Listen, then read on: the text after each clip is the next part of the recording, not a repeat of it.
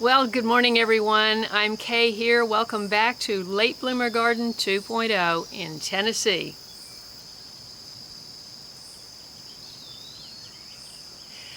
Okay, it's 6:05 a.m. on the very last day of July. Can you believe this year has flown by? There was so much anticipation leading up to the season, and then the season just went bam. Okay, what happened there? Not quite sure, but anyway, this is the continuation of the update after being on my 4-day trip last weekend to Asheville to see my granddaughter, son, and daughter-in-law. Had a wonderful time, and we walked and exercised, and we went to the Biltmore. But this is what I want to talk about. It is so hot. It is so hot. I meant to check the temperature. I just walked out and it just hit me.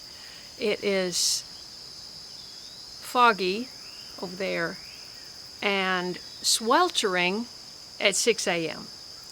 Now, I arrived on Monday. I kind of unpacked and I think I watered this new garden, driveway garden, I call it. But Randy showed up on Tuesday and Wednesday. Today is Thursday. And, you know, there are a couple things that I absolutely have to do outside, but I'm really not going to press it. He was in the lower garden. We're going to go down and take a quick look.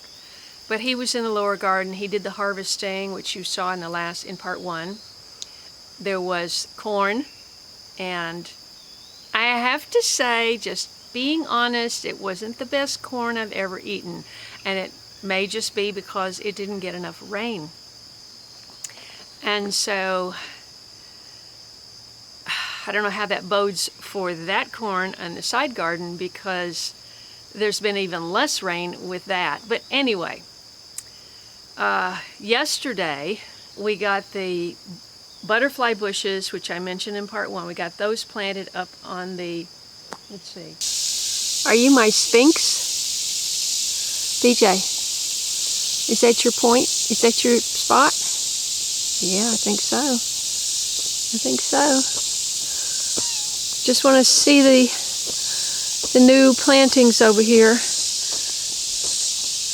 that I just bought.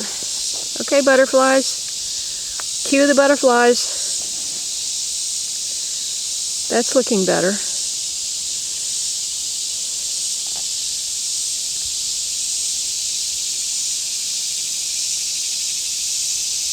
By the way, somebody asked me if I had milkweed, because I have butterfly bush. Yes, I have milkweed. This is Asclepias tuberosa, which is native. And I have 4 plants, and they're blooming. So I'm hopeful a monarch might show up. This is my wonderful cranberry hibiscus that I propagated from last year's plant.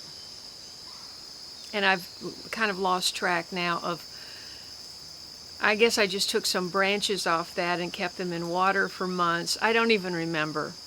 But that thing is a showpiece. Isn't that gorgeous? Unfortunately, it's not going to make it through the winter. Just like the big rose mallow hibiscus, it dies all the way back to the ground, but it comes back, which would be fine if that did. But I've grown cranberry hibiscus before on my terraces, and it did not come back, so we'll have to see. Okay, so yesterday, I had this bush over here the whole time I've been here. There's no telling how long it's been in there. It's one of those bushes that never die, that never need water, that just keep growing even though the soil is depleted. It doesn't need fertilizer. It has the little white kind of, it's not a flower, but it has little white things that turn into seeds. You know, anyway. It was Randy's idea to take it out. And I thought, okay, let's just take it out. It's too crowded there. And so we were going to put in this beautiful Rose of Sharon. that I bought the other day and put it in there and let it kind of wrap around the corner of the house and get big and beautiful, and it's perfect. It was a perfect idea. However, when he dug it out, the plant, and he goes, well, there's a PVC in here. And I'm going, well, it doesn't look connected to the downspout PVC. And the brain, I'm telling you, when it's 90 degrees out and the sun is beating on your neck, you can't think.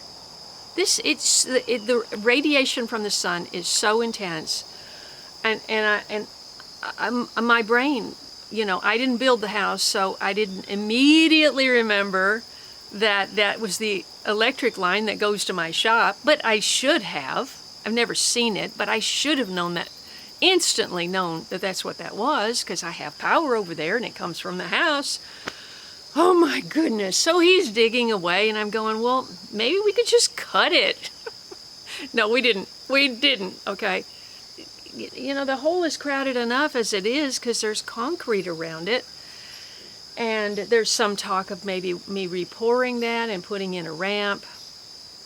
So I just said, okay, what happened? Okay, so he stuck the shovel in. He said, it's empty. I said, empty? Well, if it's empty, we could just get rid of it, you know. Well, he didn't feel the wire going in. He just felt like the edge, the fingers, you know. I'm sorry I didn't film any of this. I just have to explain it to you. So he goes down with the shovel right where at the end of the PVC where the wire is and pulls it back and there's sparks and going, oh my gosh, that's the covered wire that goes to my shop. Well, the power was still on over there. It just made a spark. There's evidently, you know, something that has to be repaired in there, but it was blasting hot and it was 10 minutes before he was going to leave. So we just put plastic over it. We put cedar planks, and I set one of my turmeric plants on it so it didn't look so horrible. We couldn't do anything with the other turmeric because he started to move it and found that there was a wasp nest under one of the leaves hanging down, and he moved it and there were like 40 wasps that came out. So it was just like, it's an interesting day. We got a lot done, I think. But you know, sometimes when you finally come up with an idea, a workable, not expensive idea that can solve a long-term problem, it's like you got so much accomplished because you thought of it, and it only happens because we kept talking about it. You know, what to do with my firewood. It makes my back deck look so unsightly. And now I have this pretty little set, this table and chairs that I bought on Facebook Marketplace, which I had intended to put back there, and I'm even getting some estimates on what it's going to cost to. Everybody says don't do pressure treated because I wind up with the same thing in 5 years that I've got now, and they say don't use Trex because I had Trex in California, but it was covered, you know, overhang, a covered deck, and I loved it, but it's still not going to look as good as stone, right? So there happens to be this amazing stone quarry in Crossville, and Randy sent me the pictures and I just fell in love. And it's actually not, I haven't ever priced flagstone or anything like that, but it didn't seem that expensive for what you get for a whole pallet of 10 by 10. And so I thought, wow, maybe I could do that. But you still have to start with a concrete pad. So you see, I've got all these things on my mind. Anyway, I'm thinking I need a woodshed. I need, you know, where's it going to be? I can't bring it up the hill. Anyway, we think we've come up with something. So hopefully I'll have him and Chase here tomorrow, and we're going to move all the firewood off the deck, and I'm going to let Randy pull that deck apart and see what's underneath. And we're going to start with that. So lots of projects, and also I have, remember in a few episodes ago I was potting these up. This is the ironweed, giant ironweed, and it's growing like gangbusters, but you know, here we are, July 31st. it has to get to be 6 feet tall before it blooms. So what am I going to do with these? I can't throw them away because they've worked so hard to grow. And I also have 5 or 6 peppers over there. I think maybe I could still get some peppers off of. I don't know. And I saved the seeds from what I identified on my plant app as moth mullein. The same as that incredible moth mullein I had over there that just kept blooming for months. And so I started some of those, and look. So same thing, I don't know, I'm going to separate these and pot them up like that and just see how far we can get.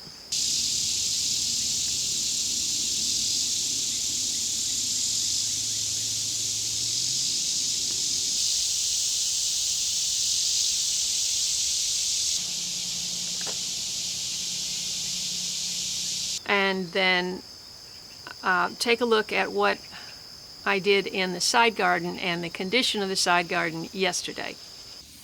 Okay, everyone, I am continuing from part 1, and I am harvesting pole beans in the side garden, and look at the corn, way above my head. It's already setting, and look at these peppers. I didn't even think these peppers would ever take off.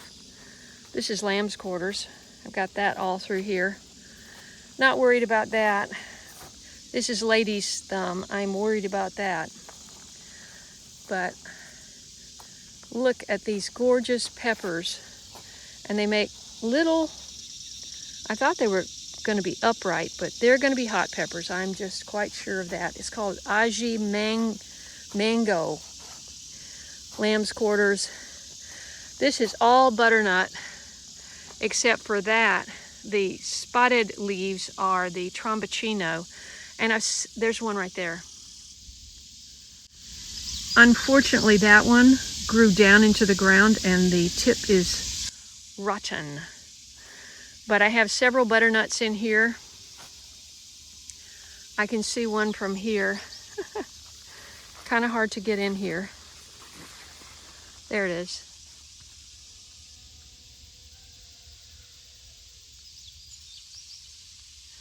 Okay, I just let BJ in here. I don't have any beans on there yet, but this is, like I said, way over my head, and we have silks. So within 2 weeks, I would think, we're gonna have more corn. Corn from the Three Sisters was harvested yesterday. Here's another butternut. Oh, you know what? It's not butternut because it's got the spotted leaves. This is gonna be the giant squash, I believe.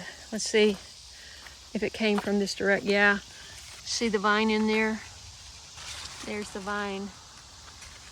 And it's coming from, it has really big leaves.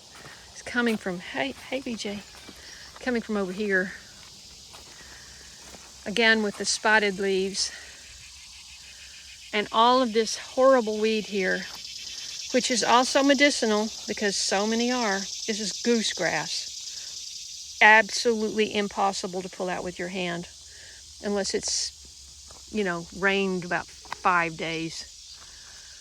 That's impassable. But look, in here, not so many weeds because the corn shaded it out, except right on the edge there.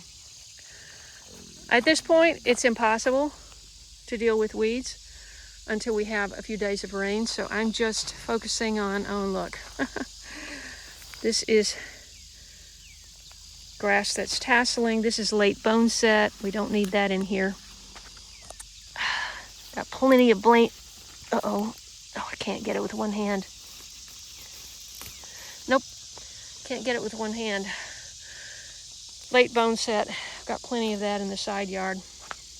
Okay, back to, I let these early riser Italian pole beans go to seed, so I'm just gathering those, and I'm also gathering the red calicos. Got a lot of those dried, and the great thing about them is they They grow in groups, so you can just grab a handful at a time rather than just one at a time. Okay, here comes the weed whacker. Talk to you in a while. You know, this is looking more like the orange tie. Look at that. But I know that these were a different, it looks exactly like the orange tie. Oh my goodness. I kind of hope it's not all that. I don't think I got those mixed up.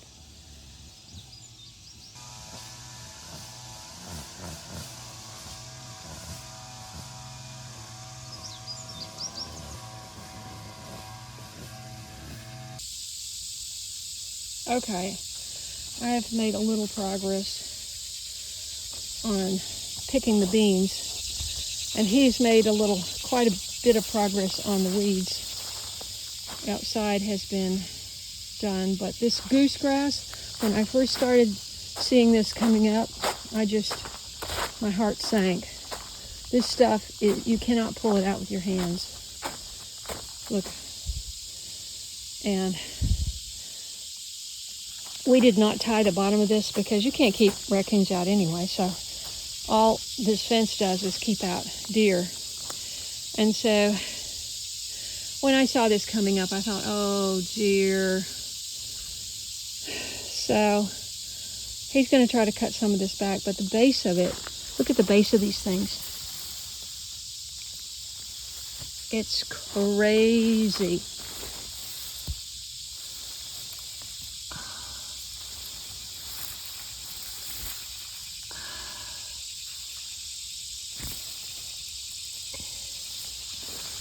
Okay, let's get back at it.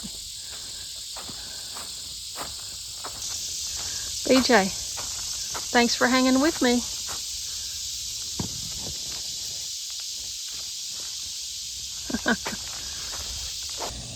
Okay, I got every bean up there I could find. Lima and otherwise. I did find some squash in there. Randy was able to get in here and knock down this goosegrass, but there were some unfortunate casualties. This is off of my giant, I believe, no wait. No, this could be the red curry. Well, anyway, what is that?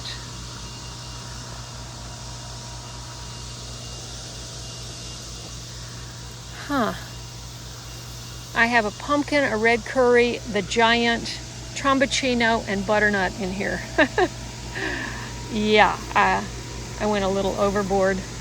And unfortunately, just getting some of this knocked down, there were some casualties with the giant, but hopefully all I need is one big giant for seeds and to show.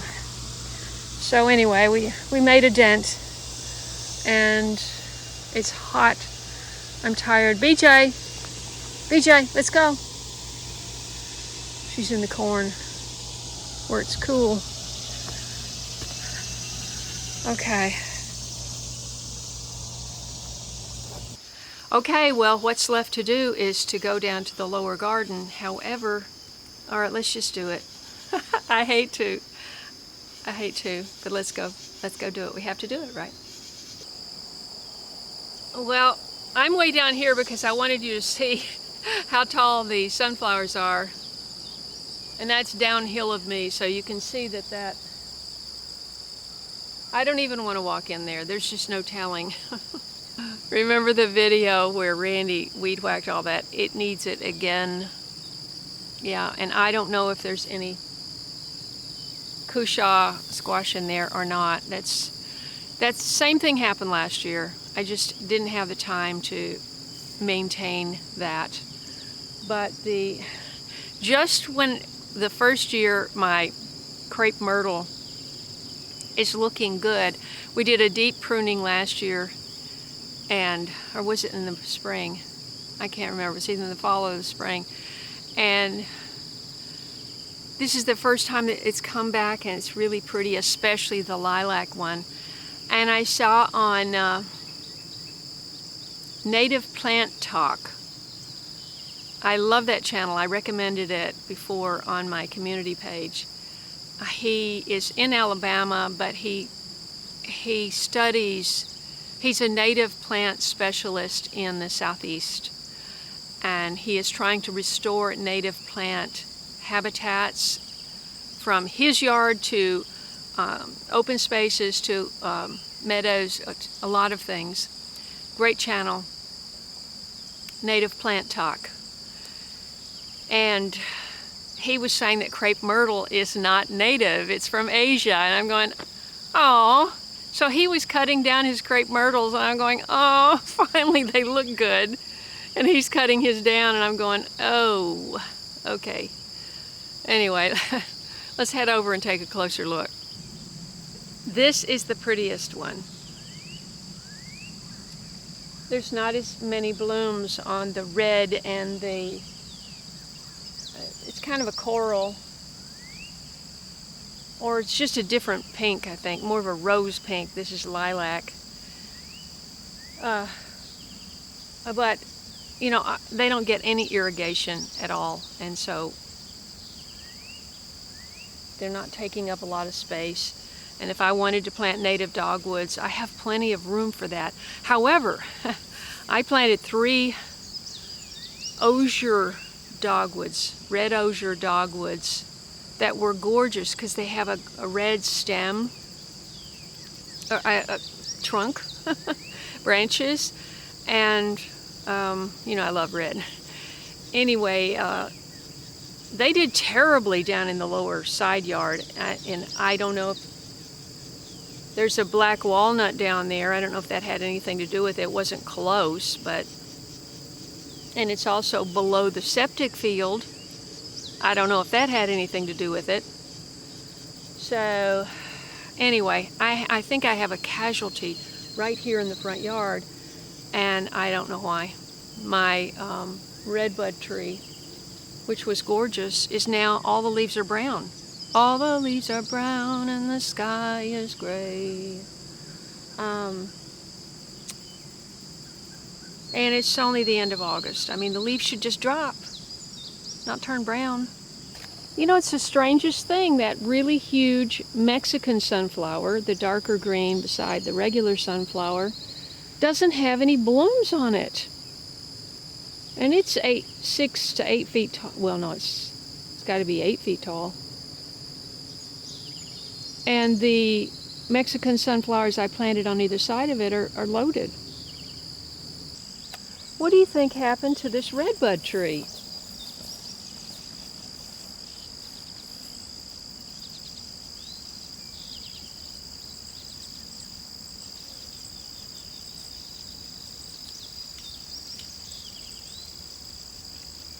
I don't think it should shake that much. This is a 4-year, it's been planted here for 4 years.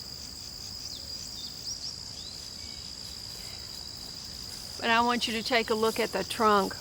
But I have a feeling the trunk was strangulated by the white, supposedly expanding trunk protector. And now it's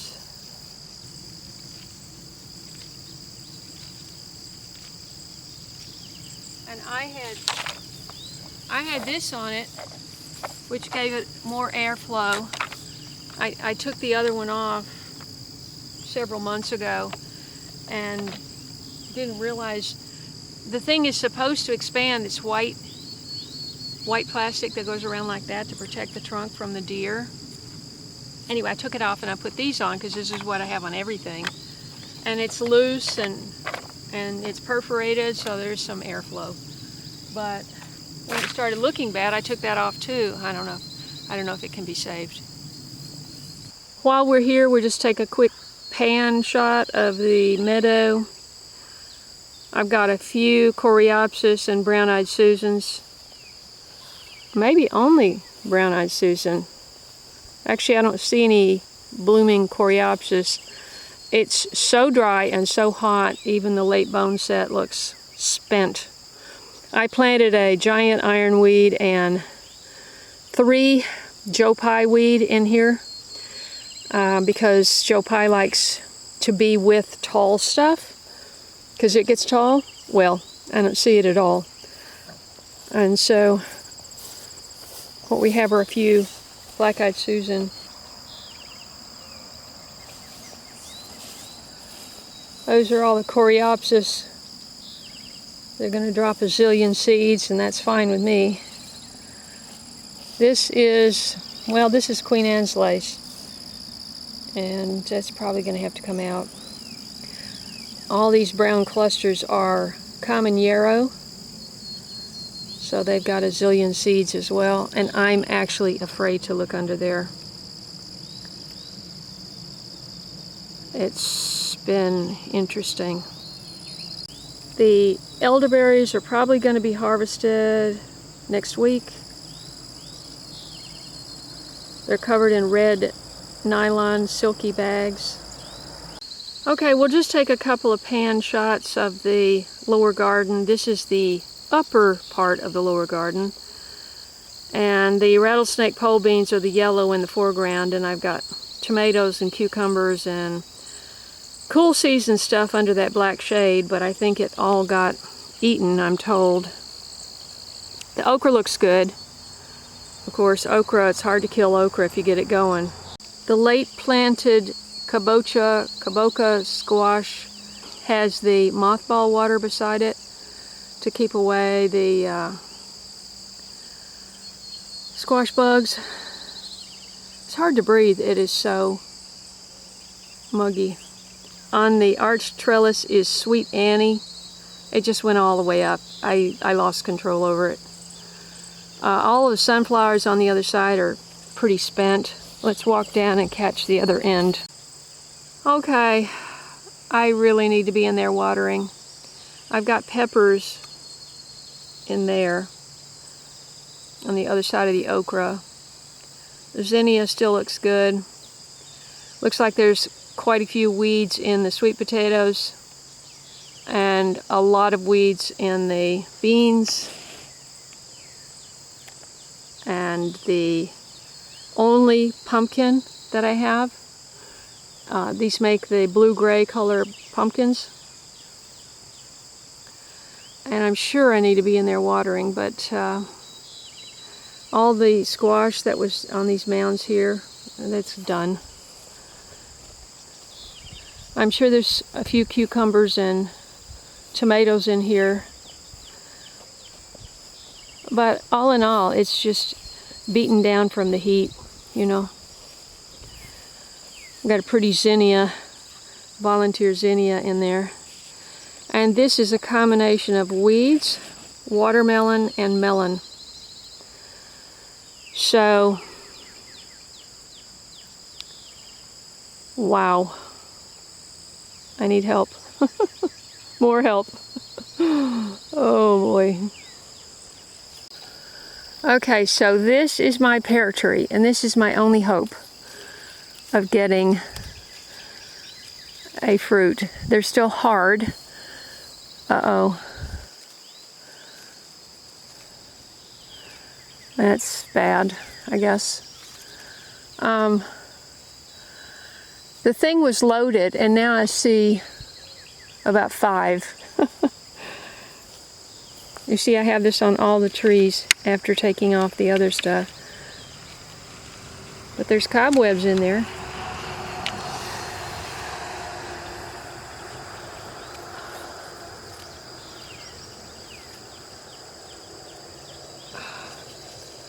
They're hard as a rock. Angie and others who grow pears tell me what to expect. I literally don't even see 10. There's maybe 10 on that whole tree, and it was loaded.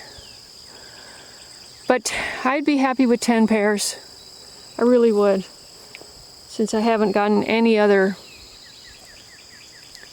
I didn't get any peaches after them being absolutely loaded with fruit.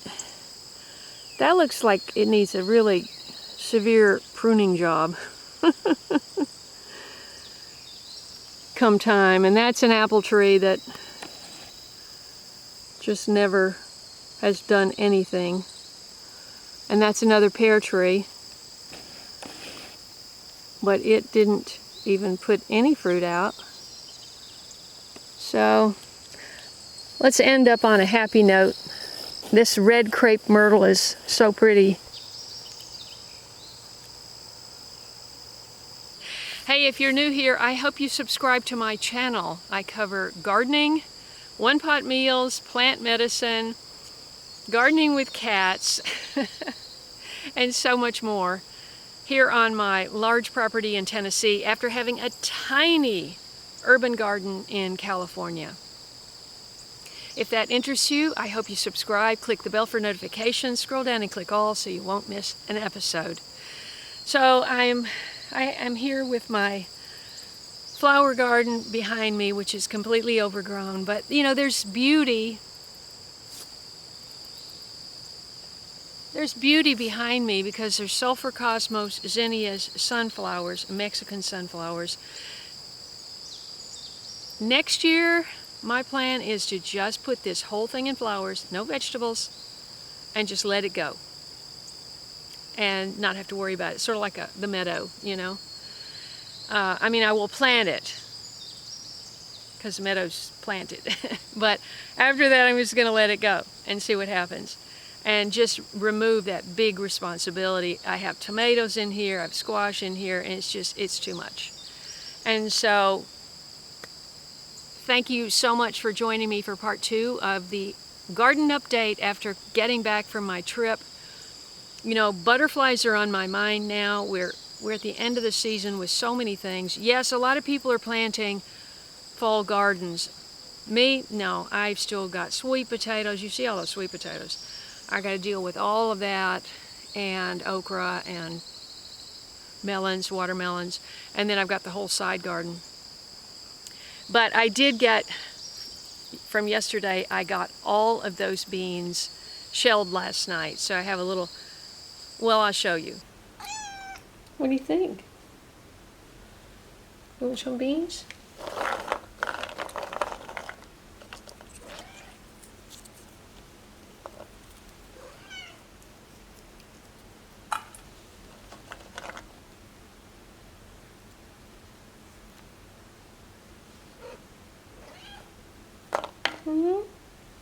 You want some beans?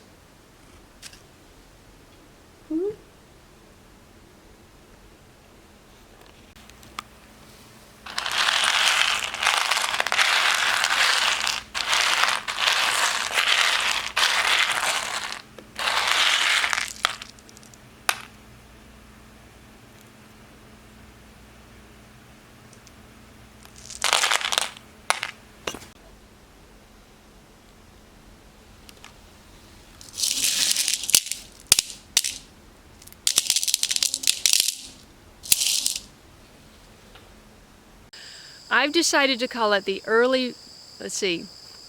the Italian early riser because it shot up like a rocket and it was ready to eat so fast. I wasn't even mentally prepared to be picking beans yet, but that's what I'm going to call it, the Italian early riser heirloom. So I hope that I'll have some seeds to share. We'll see. Thank you so much. God bless you, and I'll see you in the next video.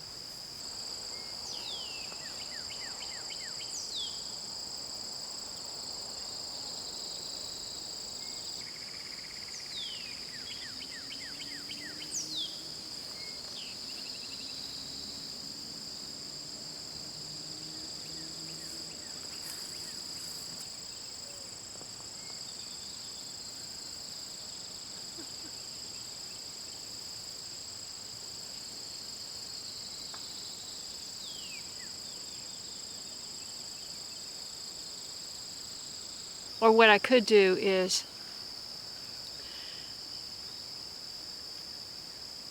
get away. Plant this with just a handful, like one squash, 1 or 2 squashes, 1 or 2 melons, 1 or 2 tomatoes. I can do my peppers over here where it's more organized. Peppers and beans over here. And and then just put the whole lower garden to bed for next year. It'll be, let's see, 1, 2, 3, 4, 5. This is the 5th season. You're supposed to do it every 7 years, but I might do it early.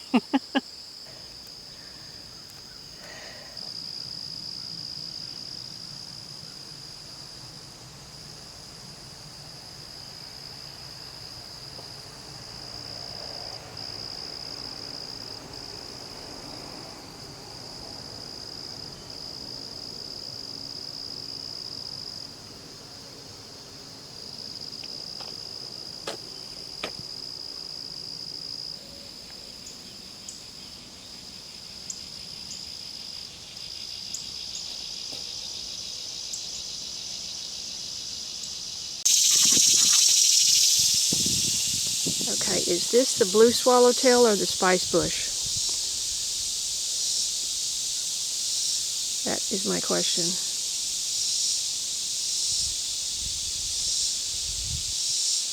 Feasting on celery blooms.